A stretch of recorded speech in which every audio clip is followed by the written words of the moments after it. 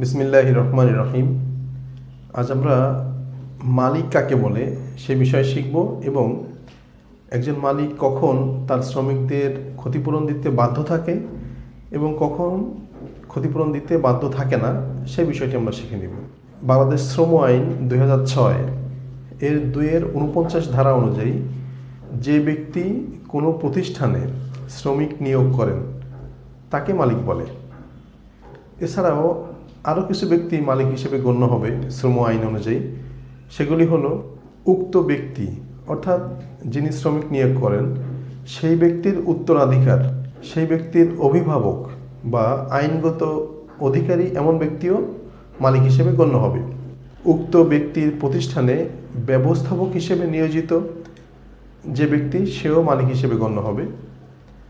সরকারের কর্তৃত্বাধীন যে প্রতিষ্ঠানগুলো আছে সেই প্রতিষ্ঠানের প্রধান বা সংশ্লিষ্ট মন্ত্রণালয়ের প্রধান তারাও মালিক হিসেবে গণ্য হবে। মালিক ছাড়া অন্য কারো দখলে আছে এমন প্রতিষ্ঠানের ক্ষেত্রে দখলকারী ব্যক্তিও মালিক হিসেবে গণ্য হবে। তো এই সকল ব্যক্তি শ্রম আইন অনুযায়ী মালিক হিসেবে গণ্য হয়। এখন আমরা শিখব কোন কোন ক্ষেত্রে একজন মালিক তার শ্রমিককে ক্ষতিপূরণ দিতে বাধ্য থাকেন এবং কখন ক্ষতিপূরণ দিতে বাধ্য থাকেন না। ক্ষতিপূরণ দিতে বাধ্য থাকেন যে সকল ক্ষেত্রে সেগুলি হলো শ্রমিকের শরীরে যদি জখম হয়, অর্থাৎ তার কাজ করার সময় যদি শরীরে কোথাও জখম হয় তাহলে মালিক ক্ষতিপূরণ দিতে বাধ্য থাকবেন। যদি জখমের ফলে কোনো শ্রমিকের মৃত্যু হয় তাহলে উক্ত মালিক মৃত শ্রমিকের উত্তরাধিকার বা পোষ্য যে থাকবে তাকে ক্ষতিপূরণ দিতে বাধ্য থাকবেন। পেশাজনিত কোনো রোগে আক্রান্ত হলে মালিক ক্ষতিপূরণ দিতে বাধ্য থাকবেন।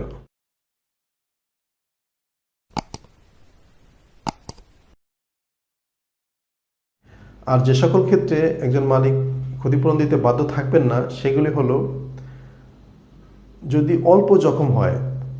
আমরা ইতিপূর্বে বলেছি যে জখম হলে একজন মালিক তার শ্রমিককে ক্ষতিপূরণ দিতে বাধ্য থাকবেন, কিন্তু জখমের স্থায়িত্ব যদি 3 দিনের কম হয় তাহলে এই ধরনের জখমের জন্য কোনো মালিককে ক্ষতিপূরণ দিতে হবে না।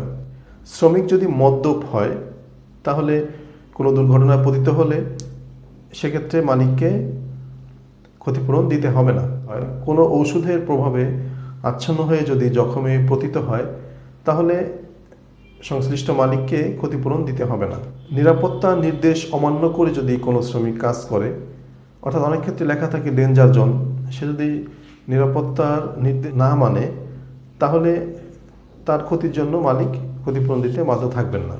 নিরাপত্তার বিশেষ ব্যবস্থার অপসারণ করলে যদি দুর্ঘটনায় পতিত হয়, যেমন যদি এমন হয় যে কোথাও ঝুলন্ত অবস্থায় কাজ করতে হবে, সেক্ষেত্রে তাকে বেল্ট বেঁধে নিতে হবে এবং মালিক পক্ষের নির্দেশও আছে বেল্ট বেঁধে নেওয়ার, কিন্তু কোনো শ্রমিক যদি সে বেল্ট না বাঁধেন, অর্থাৎ তিনি নিরাপত্তার নির্দেশ অপসারণ করে ফেললেন, তাহলে সে দুর্ঘটনায় পতিত হলে ক্ষতিপূরণ পাবে না।